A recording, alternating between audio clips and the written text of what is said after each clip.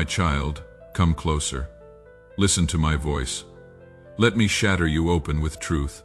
There was once a son who thought he understood love, who believed promises were easy things, weightless as morning air. When his mother passed and left his father rattling around that cramped apartment like a lost soul, David made what seemed like the simplest vow every Sunday. Dad, I will call every Sunday. Those first months, he kept it.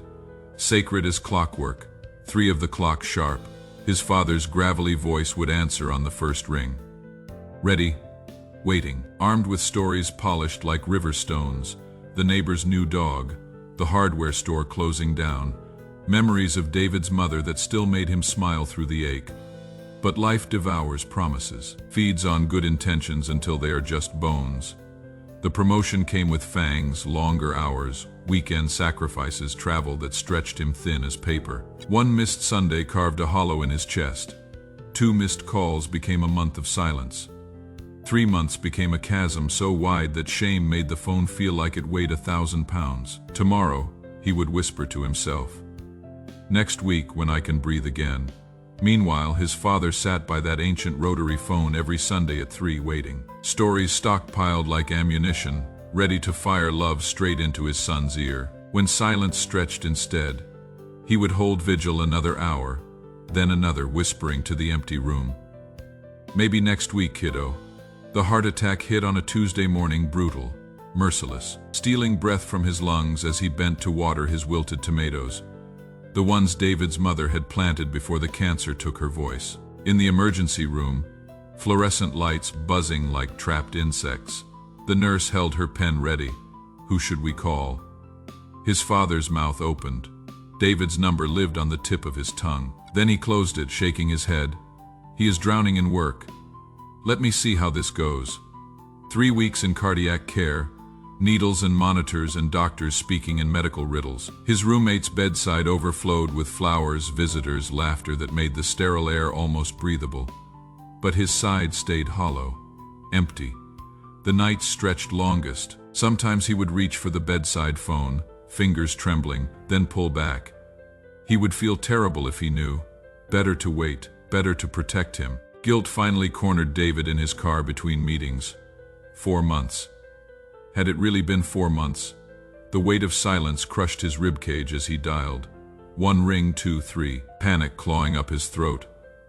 Hello, his father's voice sounded paper thin, worn down to whispers. Dad, it is David. God, I am so sorry I haven't, son.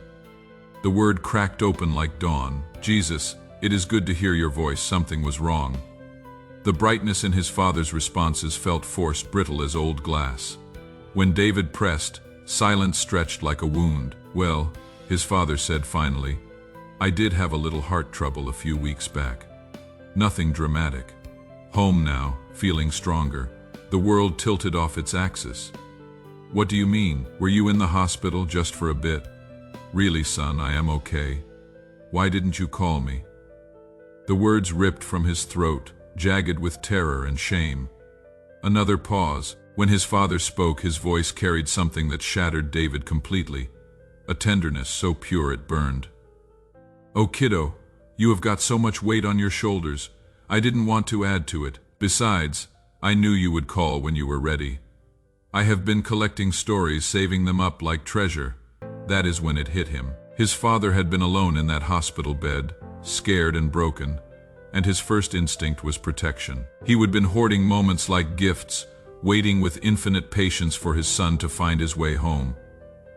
I am coming over, David said, voice splintering. Right now, I will put the coffee on. Got about 4 months' worth of stories to catch you up on when David walked through that familiar door.